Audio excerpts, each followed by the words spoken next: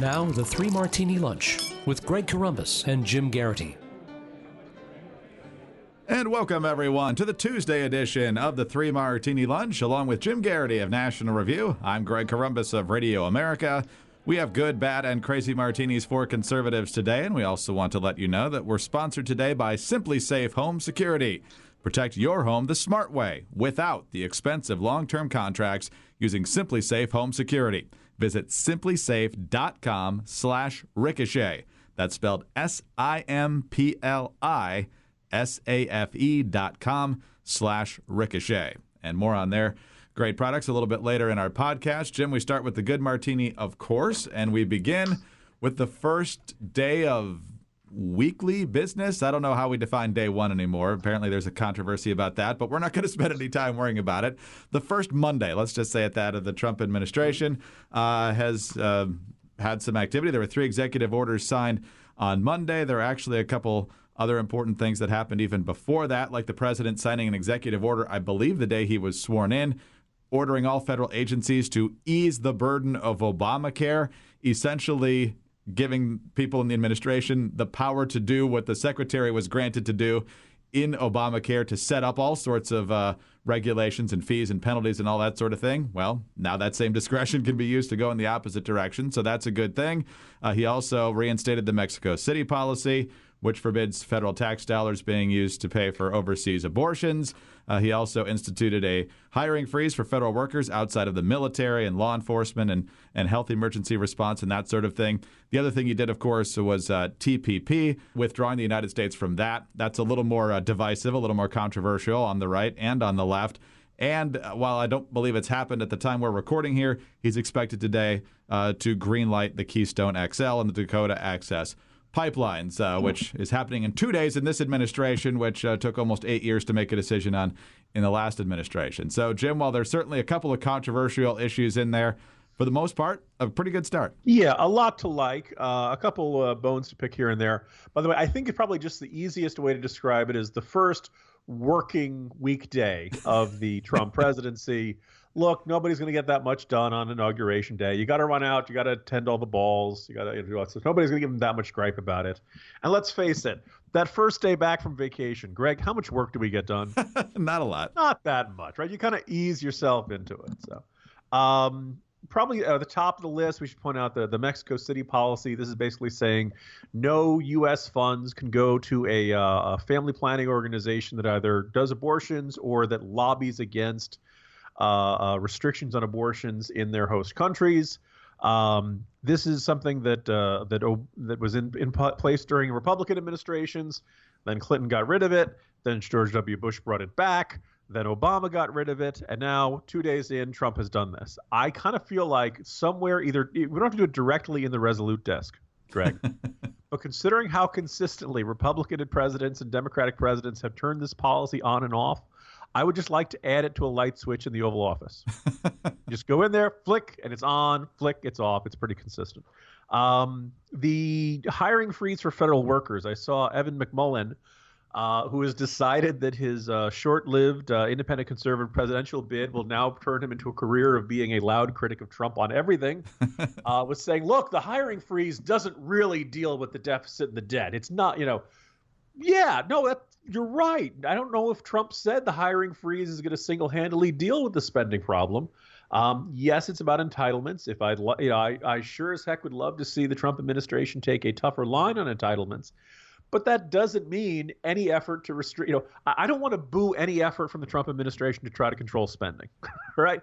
Give them encouragement when it's in the right direction. Now, I think it's important to note that the Trump executive order gave them, it sounds to me like a pretty broad leeway for ignoring the hiring freeze if it relates to national security or public safety.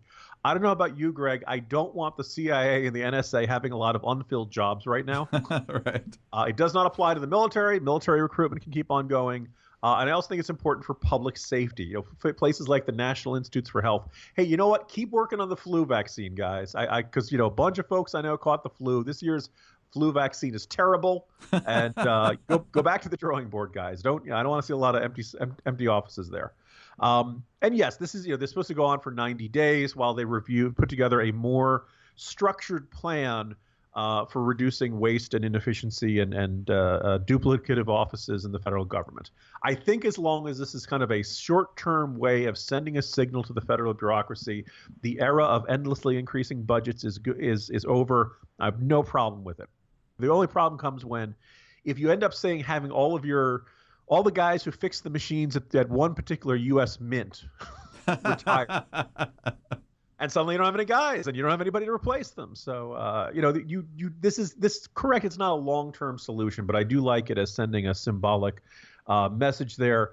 And then just finally on TPP, Greg, who would have guessed that on the fourth or the first real working day of the Trump administration, some of the people cheering the loudest would be Bernie Sanders and Richard Trumka of the AFL-CIO and Jimmy Hoffa of the Teamsters and all the other organized labor.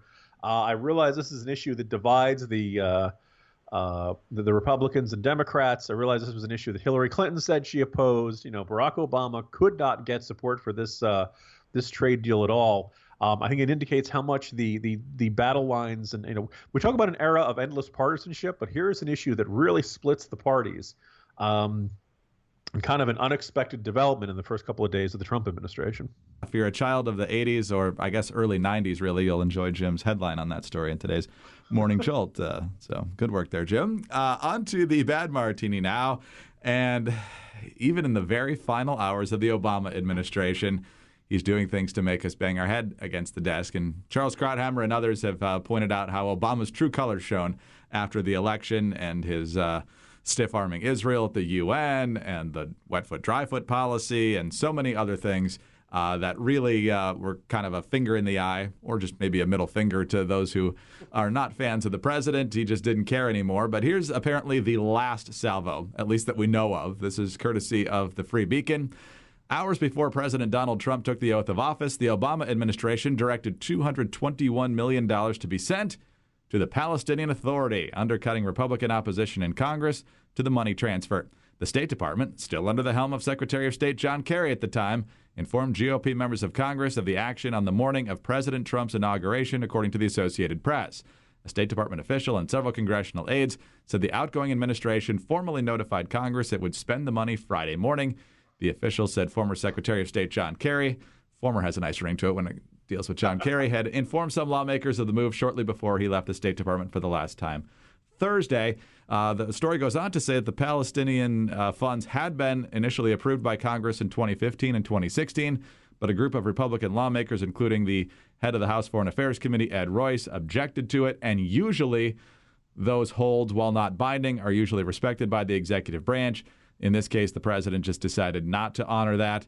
Oh, and by the way, the administration also released $4 million for climate change initiatives and $1.25 million for a variety of UN programs. So, Jim, antagonism until the last moment, apparently. Usually those holds are honored, but YOLO. You only live once. You're only president once. What are you going to do? Impeach me? I'm just going to make an observation that really for a long time in our nation's history, there really hasn't been any serious effort to limit the power of a lame duck president. It's just kind of built into the system. You are president until noon on Inauguration Day, and you can, all the powers you had on your first day, you have until the last minute of the last day. If you see enough stunts like this being pulled, you're going to see an effort to try to restrict the powers of the president between Election Day and Inauguration Day. And I don't think that's a constitutionally good idea. I don't think that this is something we need a legal change on, or hard cases make bad law. If presidents start doing everything they can right before they get out the door, things they would never do before Election Day because they know it's unpopular, they know it would be a backlash, the public does not support this, you're going to see efforts to try to restrict the powers of the president. I don't think this is a good idea. Obviously, we only need to worry about this every 4 to 8 years, but this is one of those things that is kind of common law or tradition and doesn't need to be written down, but everyone needs to act with a certain sense of honor. And to recognize that your era is ending and you don't, the new guy is going to be coming in and making decisions. And a lot of those decisions you're not going to like, but you can't try to ram through as much as possible. particularly in terms of spending the next day. And of course, the good news is, Greg, we can just deduct it from their aid for next year, right? Yes, hopefully. I don't know if that'll actually happen, but Assuming there is any aid for next year. right. There's so many other things, though. We didn't mention offshore drilling ban that the president put into place, gobbling up federal lands out west, or adding land to the Federal Register out west, just on and on and on. And absolutely, this president's been more aggressive. I don't think I could tell you one thing George W. Bush did that was controversial in his last couple months in office. His dad did send troops into Somalia, but with the blessing of President-elect Clinton at the time, and that was supposed to only be a humanitarian mission. Didn't quite end up that way. Anyway, let's talk about Simply Safe Home Security, because they are not pulling any shenanigans here at the last second. You know you're getting good stuff with Simply Safe. And in early January, by the way, the Consumer Electronics Show wrapped up out in Las Vegas. The CES is this incredible trade show. I think most of you know about it. All the big tech companies unveil their newest innovations. It's really like seeing the future in front of your eyes. Now, the sponsor of the 3 Martini Lunch podcast, Simply Safe Home Security, was there. And they had one of the most talked about products at the show, the new Simply Safe security camera. It connects to the sensors in your alarm system. So if an intruder tries to break in, the camera will automatically start recording. Then not only will your Simply Safe call the police, but you'll have actual evidence. So when the police arrive, you can say, here's the guy. It is incredible.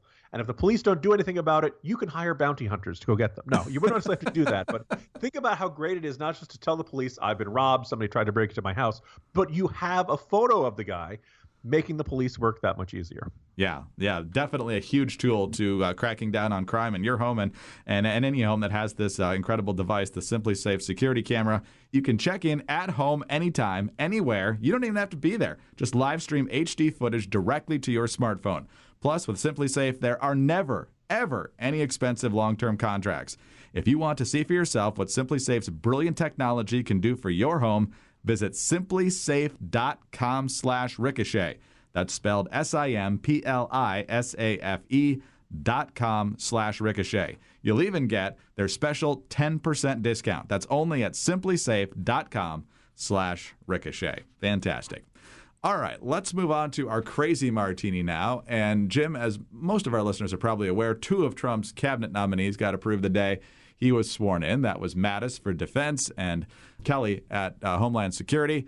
They wanted Mike Pompeo to be confirmed the same day. That didn't happen. It happened on Monday evening.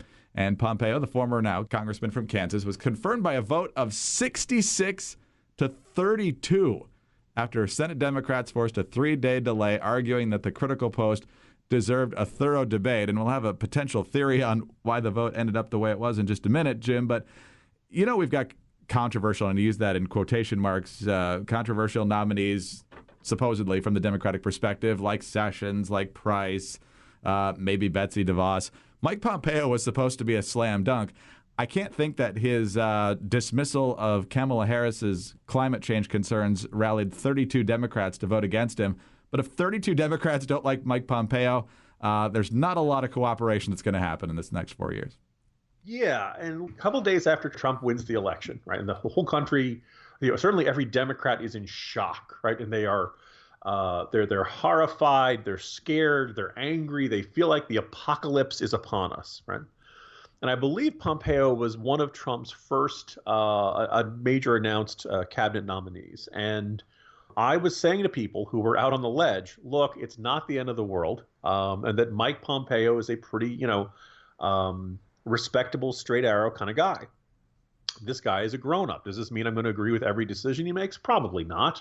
Does this mean Democrats are going to agree with a lot of his decisions? Probably not either. But if you found Michael Flynn to be too much of a conspiracy theorist, if you found other people around Trump to be unnerving or deplorable, to use a popular term, in the past year, Mike Pompeo is not one of those guys. And the job of the CIA director is supposed to be, let's say, relatively nonpartisan, certainly going to be aligned with the thinking of the administration. But by and large, their job is to, gather data, gather intelligence, gather information, and present the best information, the clearest, most accurate information to the president, to his cabinet, and to the Congress to make the best decisions possible. I was going to say there aren't a lot other than maybe Mattis. I'm not sure how many other picks would be any more reassuring than Pompeo. So if 32 Democrats are going to vote no on Pompeo, I think it's safe to say 32 are going to vote against every single one of Trump's nominees.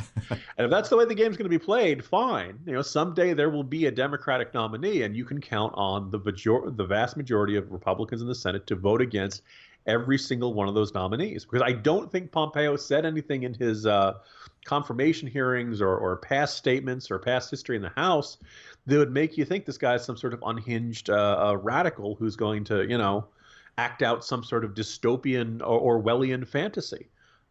It's really unnerving that, if you're the Democrats, you probably want to find at least a couple of these nominees who you can live with and say, okay, out of all the Trump, if you believe that Rex Tillerson is terrible, then you concentrate your fire on Rex Tillerson and you say this is a bad pick. If you want to say one of the Treasury, one of the other, you can only focus your fire so much, because when all of the picks are the worst possible pick ever, then none of the picks are the worst possible pick ever. Pompeo looked like a slam dunk, and clearly he got more, plenty of votes, but to me, it suggests that the Democrats have not figured out how to focus. They have not figured out how to prioritize, and they just simply want to. They're still in the primal scream stage of opposition to Trump, and the country deserves better. And I think at this moment it needs better. There are serious objections to be made about Trump and the way he's doing things in his early administration. I don't think picking Mike Pompeo is one of those strong objections. No, and even the Democrats wouldn't dare delay the nomination of James Mattis. There was no fight over that, because the last thing you want is him pleading with tears in his eyes. That would not turn out well for Democrats. So what happened with Mike Pompeo? Well, according to Steve Hayes, the brand new, congratulations to him, editor-in-chief of the Weekly Standard, he has a pretty good minute-to-minute here. The Senate reconvened, he says, after the inaugural ceremonies on Friday, with Pompeo's nomination set to come up at 4:50 p.m. Tom Cotton of Arkansas angrily confronted Senate Democratic leader Chuck Schumer about his broken promise, because Schumer had originally promised that the Pompeo vote would be on Inauguration Day. According to witnesses, Schumer told Cotton to lower his voice and asked him to move off the Senate floor to an adjacent hallway for a private discussion. "We need to take this out into the hallway," Schumer said. Cotton walked with Schumer but loudly rejected his first request. "Don't tell me to lower my voice," he shouted, with an additional salty admonition tacked on for emphasis. Senate Intelligence Committee Chairman Richard Burr and Texas Senator John Cornyn were present, as was Virginia Senator Mark Warner, ranking member of the Senate Intelligence Committee, and several aides. Schumer told Cotton that the Senate had never previously confirmed a CIA director on Inauguration Day, and if Cotton had been around 8 years earlier, he'd know that Republicans didn't extend that courtesy for incoming President Barack Obama. Cotton's response, quote, 8 years ago, I was getting my butt shot at in Afghanistan, so don't talk to me about where I was 8 years ago. Cotton asked Schumer why he'd gone back on his word. Schumer claimed that he'd only been speaking for himself when he promised to let Pompeo through. The Republicans were stunned. "I'm not telling Ron Wyden to do this," Schumer declared. "Why don't you go talk to Wyden?" "That's not my job, Chuck," said Senator Burr. "I know what you promised me," said Burr. "You made the deal." Burr, not known for his aggressiveness, pointedly told Schumer that Republicans had learned something important about taking Schumer at his word. Quote, "I won't make that mistake again." Jim, Tom Cotton, don't mess with him. This way, for perspective, after this exchange, General Mattis said, "Man, don't mess with that guy." We will see how this shakes out. Again, I don't see, you have to pick your hills to die on. And you kind of have to, ask the question, was Mike Pompeo really the biggest and most consequential fight that Ron Wyden and the other Senate Democrats wanted to have? If their attitude, because this is the sort of thing that gets filibusters nuked, right? This is the sort of thing that gets, the majority party to say, you guys are being unreasonable. There's no talking to you. There's no reasonableness there. There's no willingness to be conciliatory or work together. We're just going to steamroll you. And for the sake of the way our democracy operates, our constitutional republic operates, you'd like to see this kind of tension minimized. But this requires a little bit of give. And the idea that Wyden's going to be the guy who holds this up, particularly when Schumer said, don't worry, we're going to do this, unnerving. But I was going to say, for people who want to see a fighting spirit in Senate Republicans, I think they got it. Yeah, if there's anything that's good that congressional Republicans can pick up from Donald Trump, it's not just playing nice and seeing lots of opportunities go by the wayside because of procedure or holds or whatever. I mean, the Democrats are still going to use whatever powers they can, being in the minority, but it looks like there's more of a fighting spirit in the congressional GOP, and that could be a very good thing given what is potentially able to be accomplished here in the first couple of years of this administration. Indeed. Jim, fun day. A lot of fighting here. This is good. Talk to you tomorrow. See you tomorrow, Greg. Jim Garrity of National Review. I'm Greg Corombos of Radio America. And don't forget to visit our friends at Simply Safe Home Security and learn more about that amazing new Simply Safe security camera. Head to simplysafe.com/ricochet, SIMPLISAFE.com/ricochet.